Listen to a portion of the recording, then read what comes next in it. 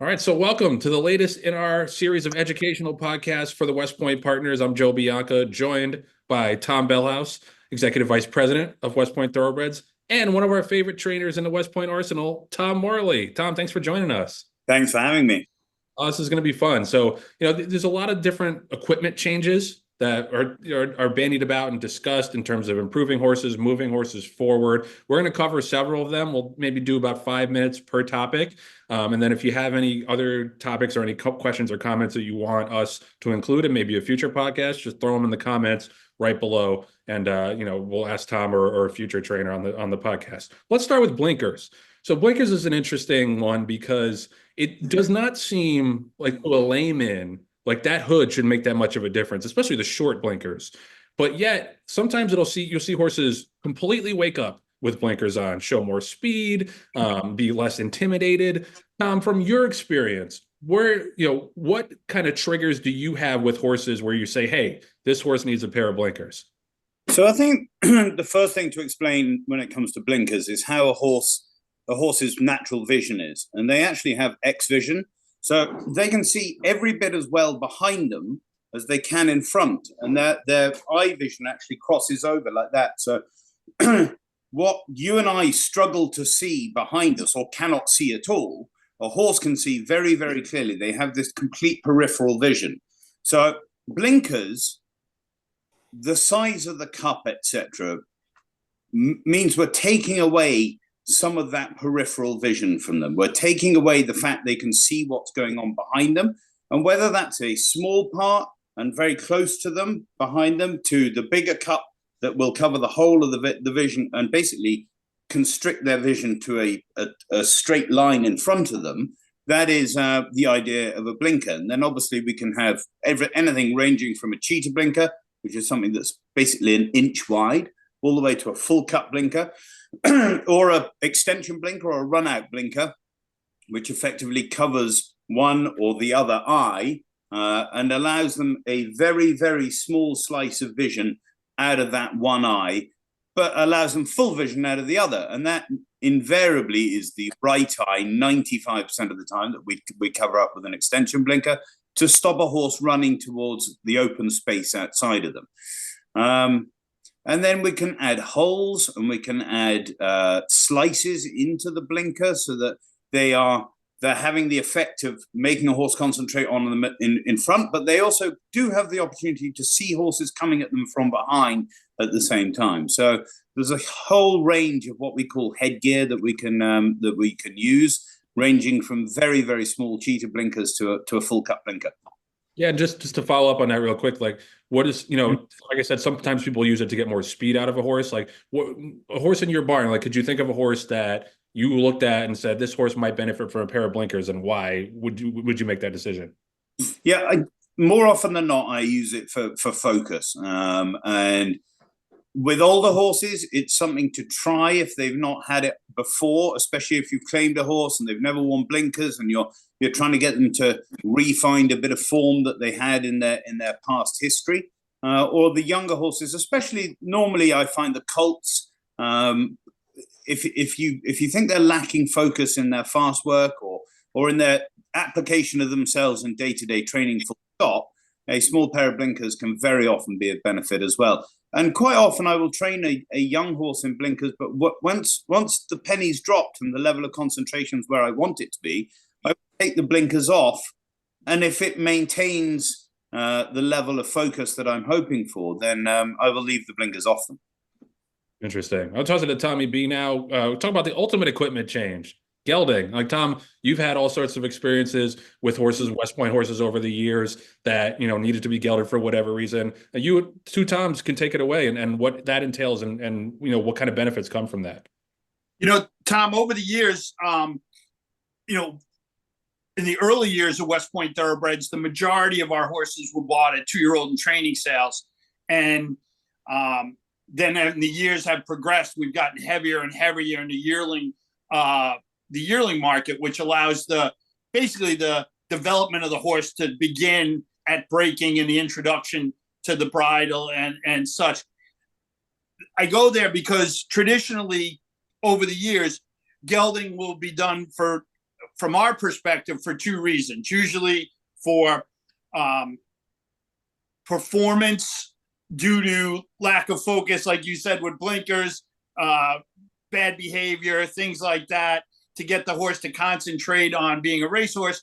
And then the second, sometimes, which I'd really love to hear you expound on, is the physical development of when a horse gets so strong and so big in the chest and in other areas that it causes undue stress on the knees and such. So if you could take it from there, Tom.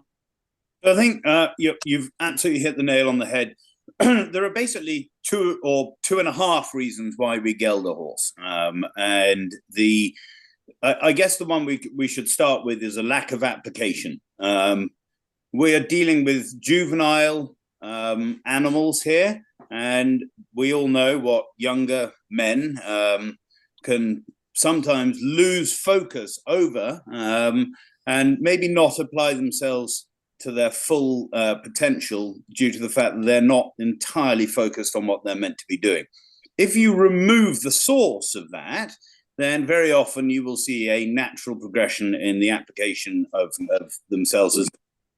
And at the end of the day, that comes on a scale of 1 to 10. You can have colts in your barn that you never know are even colts, and you can have colts in your barn that you want to geld the first day they arrive there. The worst types are the genuinely dangerous studdish types who will go out of their way to hurt their handlers to try and get to other horses. Those horses invariably are basically dangerous, and they do need to be gelded immediately. You've got those who maybe don't just they're concentrating on the horses in close proximity to them too much, rather than applying themselves in their day-to-day training, all the way down to the most placid 7-year-old colt who you assume has been with you for 3 years, and you assume he's a gelding. It turns out he's been a colt all his life, and he never nickers or shouts or draws or gets excited, etc., etc. So the male horse and their level of testosterone, etc., can vary from type to type, from bloodline to bloodline. Certainly some horses are deemed, and some bloodlines are deemed to be hotter than others. And very often you will see a dramatic improvement in those types of horses from being gelded. Secondly, the testicles at the end of the day are part of the production of testosterone within the male horse. And as the horse gets older and the more and more testosterone that's gone through the body of what is an elite athlete, we see a buildup of muscle mass. And these colts can get very, very big and very, very heavy. Add in 40-mile-an-hour speeds into that equation, and then you're talking about a horse that maybe is too heavy for his legs to withstand the pressures of being an elite athlete.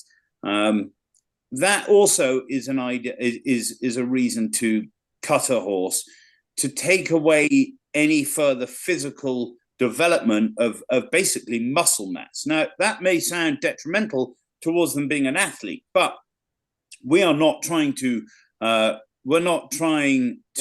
compete with linebackers. We are trying to compete with running backs and quarterbacks. We aren't looking for a weightlifter physicality in our athlete. We're looking for a guy who can run in the 800 meters at the Olympics. And so to try and maintain that type of physicality is also a really good reason to geld a horse. And the other half of it is, because I've done 2, but half is the actual testicles themselves. And as the horse gets older and they get bigger and bigger, and they swing around and they become uncomfortable for the male horse when he's taking part in extreme athletic capabilities. And so literally removing them can actually be of a huge benefit to them, and remove a level of discomfort. It can help them break better from the gait.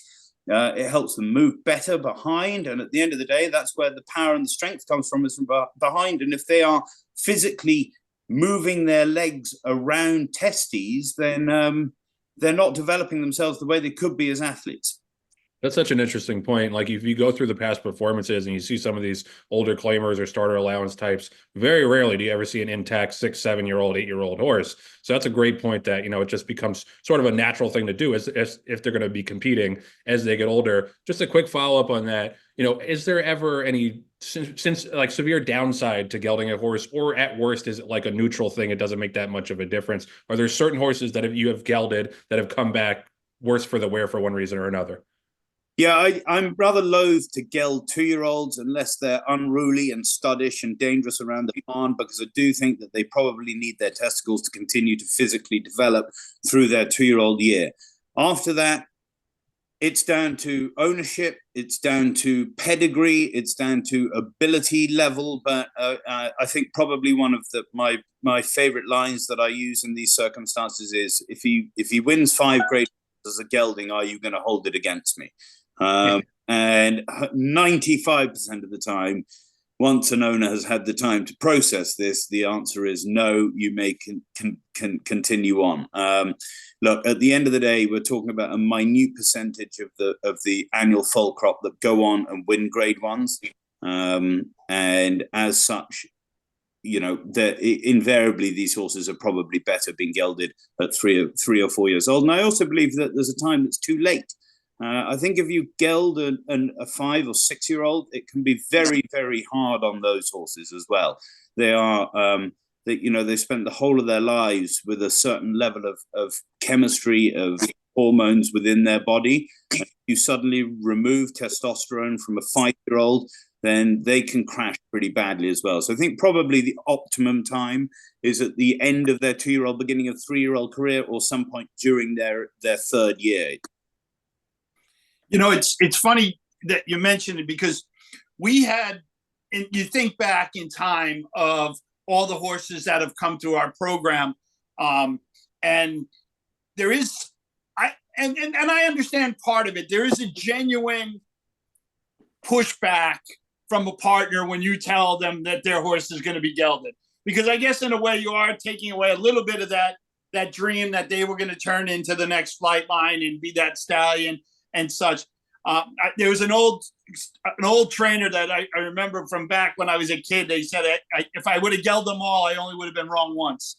Yeah. You know, and but the horse that comes to mind for West Point, that was gelded, that we had high hopes for, and he just could not turn the corner and break his maiden, was a horse named Ring Weekend.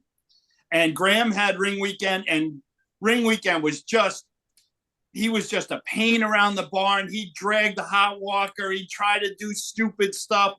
He couldn't get it together in the racetrack. He was gelded, and lo and behold, he broke his maiden. In the next race, he won the Tampa Bay Derby. He ended up running in the Preakness, and then ended up being a grade 1 winner on grass, a top flight grass horse. Now, the pushback would be like, well, he could have gotten that good and he could have been a stallion. The flip side is, you know, he just was never, ever going to put it all together when he had other things on his mind. And to see in this particular case, a horse that had talent and then was able to finally put it together, you know, ended up being a phenomenal racehorse, a phenomenal career, and had a great life after racing. But, you know, that's the only time that I can remember that it was even a discussion point, because, and I'll go to my grave thinking there's no way he ever would have accomplished that until that gelding came, because his performance on the racetrack was so dramatically different and his personality was dramatically different, that he wasn't constantly trying to hurt people in the barn and trying to do, you know, things on the racetrack around other horses. So wouldn't load on the van as a 2-year-old. Aaron just reminded me. Wouldn't get hung. We could not get the horse on a van with like 5 people, because he was big, strapped, and son of a gun. But it's a great topic, Tom, and just something that I thought of, that, you know, 99% of the time, 0.9, it's the right move. And at the end of the day, we buy these horses and we breed these horses to be race horses. So if they can't attain their true ability on the racetrack, which is what they're bred to do and purchased to do, then you're kind of denying yourself the opportunity to do what you set out to do. And gelding very often is the right answer for these male horses. Well, especially for a racing partnership like West Point, like we buy to race. You know, if we're lucky enough to get a stallion, that's amazing, but that's not the number one overarching goal. And Aaron also mentioned Awesome Gem. Tommy was another one. No, that came out of his shell and did all of his best work after he was gelded. Tom Morley, I want to ask about bits and bridles because this is something that even I, who've been in racing for a while now, struggle to figure out the difference between. But it sounds like there is some nuance there in terms of different bits and different bridles for different kinds of horses. Can you just explain it to me like I'm 5 years old? What does the bit do, and then how different can they be between horses? The bit is, at the end of the day, the final line of communication between the rider's hands and the horse. Horses' mouths are actually very sensitive, so the difference in bits is huge in the range of availability that there are to us. I'll start with the basic snaffle bit, which is a straight bar with a joint in the middle, so it can kink like this. It can move in the horse's mouth, and it goes onto a singular ring attached to the reins, which go up the side of the neck to the rider. This is the most straightforward, simple bit that we in racing use. We can make it even lighter by covering it with rubber. Now, one of your horses, Pamplona Red, has a very, very light mouth. And so as soon as we established that, especially after her first race, where she tossed her head around a little bit, we put a rubber snaffle in her mouth. She's never looked back in terms of accepting that bit and being controllable with that bit. So we have the rubber snaffle, then we have a regular snaffle. Then we can go to a ring bit and a rubberized ring bit. This is a totally different bit. It has the same concept, but it also has an additional ring on it. And this is a much more severe bit. When I say severe, that's severe. My use of the word severe is a severe thing. Okay, it's a deeper form of control for the rider. It can help slow a horse down. It can help them turn and bend a lot easier than a regular snaffle does. Then we have a cage bit or a houghton, and that's a flat bar. There is no kink in the middle. And very often horses that are difficult to steer really benefit from a houghton bit. But you lose the angle of control. They're not as easy to slow down with a straight bar because basically you have no kink in the bit at all. It just sits in their mouth, and you can help move the horse from side to side a lot easier, but it's actually harder to slow the horse down. We then can use an extension bit, which is the same as a houghton, but it actually has two prongs on the outside. And when I say prongs, they don't stick into the horse. They are literally an extension of the cage bit. I have a horse in my barn at the moment called Miracle Mike. He is a very kind, very straightforward horse, but without an extension bit, he wants to drift very badly on both turns. And it's nothing physical. It's, he's actually as bad a sound a horse as I've ever trained. But he just loves having that additional support from the rider. He's a big horse, and it helps him get around the turns and do it in a straight fashion. Now, it can look quite strange in the paddock, and funnily enough, some jockeys have walked in and taken one look at him and gone, why is he wearing that? And they're terrified of it. But if you know how to ride in an extension bit properly, then they're not scary at all. They just actually help these bigger horses get around the turn. So you're trying to accomplish a number of things with different bits and bridles. When we add into the equation a figure-8 noseband or a drop noseband, that will help keep the horse's mouth closed. So it adds to the effect of the bit in the horse's mouth. If a horse can get its mouth open, it can do a number of things. They become harder to control. They become harder to steer. So a figure-8 or a drop noseband will ensure that the horse's mouth is kept closed, and it means that the bit is doing the job that you have put the bit in the horse's mouth to do. So you're ranging from very, as I said, the mouth of the horse is a very, very sensitive area. And you're trying never to, you're not trying to hurt or harm the horse. You're trying to aid the horse. At the end of the day, we're talking about an 1,100-pound animal being ridden by a 110-pound guy.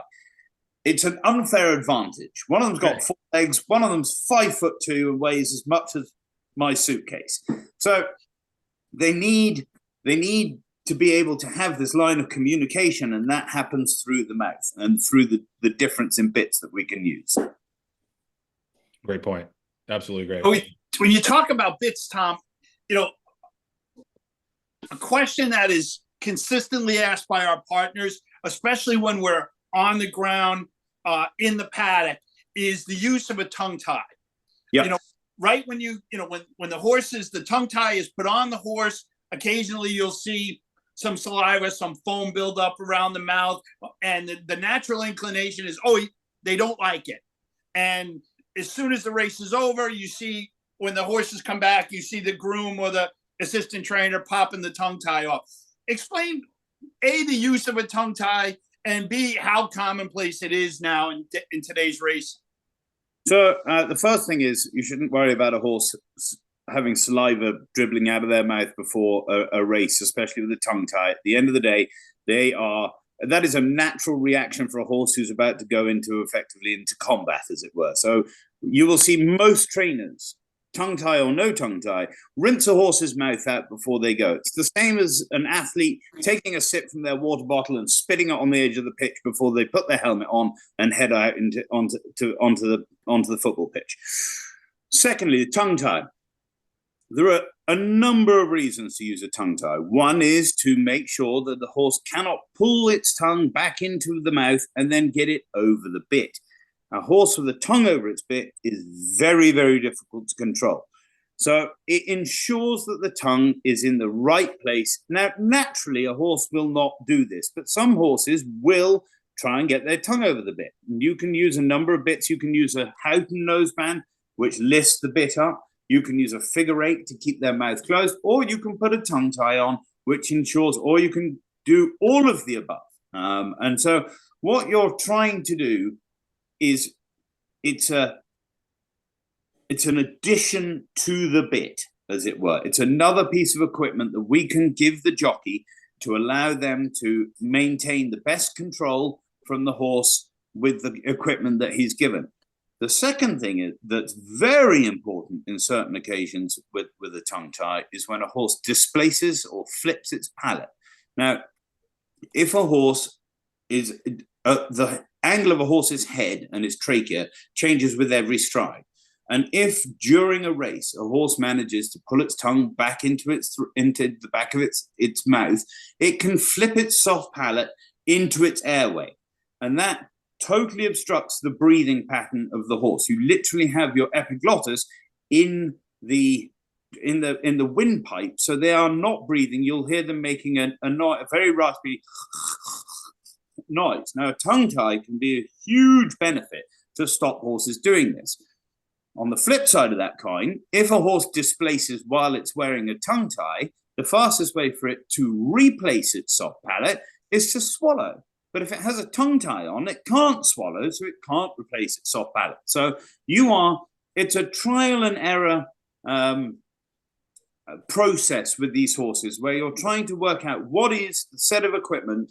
And I go back to Pamplona Red, and the first time she ran, she wore a shadow roll because she naturally carried her head very high. She wore a ring bit because I felt that she needed that additional control, and she resented all of that. She's ended her racing career wearing a figure eight noseband and a rubber snaffle. Now, her racing career is nothing to write home about, but the fact of the matter is we had to trial. It only took one race to work out what she was most comfortable wearing. Some horses are absolutely hopeless without a tongue tie. You put a tongue tie on them, they're a completely different horse. So certain trainers use them on virtually every horse in their barn. When the 2-year-olds come in, they have tongue ties put on them straight away, and they all wear them religiously, whether they need them or not, because at the end of the day, 95% of the time, a tongue tie won't be of detriment to a horse's athletic ability. There are other trainers who very rarely use them at all. So it's kind of a case of day by day, first of all, horse by horse, but you're trying to work out what set of equipment works best for them. Yeah, this is fascinating. I mean, we're coming up on 2:00 right here. I could talk to Tom about this all day long, but I think we're gonna let him go. Maybe bring him back for a part 2. Unless, Tommy, do you have any other questions? No, I just want to say thank you. I mean, this is so informative, Tom. I think that, we see these different equipments at the races. I always laugh when I think of, the dead of winter at Aqueduct and a horse with an extension blinker out to here, and it's just like you kind of chuckle because there are, especially in the winter time, you have some horses that just have amazing personalities, and or usually it's in the old war horses that they know that that's what works for them. But thank you so much. And we've had horses run with cage bits. We've had horses run and maybe our next thing is we'll talk about claiming, because I remember that one day on closing day of Saratoga, we had a horse who wore a cage bit and was uncontrollable, and somebody claimed her. And I remember thinking to myself, they did not go and look at her in the paddock, So, but thank you, Tom, and enjoy. Yeah, Tom, this was excellent, man. Thank you so much for the time, and yeah, always great to hear your insight. And like I said, if any of the West Point partners want more stuff they want to hear about, throw it in the comments, and maybe we'll try to get Tom back on. But thank you, Mr. Morley, appreciate you. My pleasure, and I'd be very happy to do round two. No problem. Sounds great. Thanks, Tom. Thank you.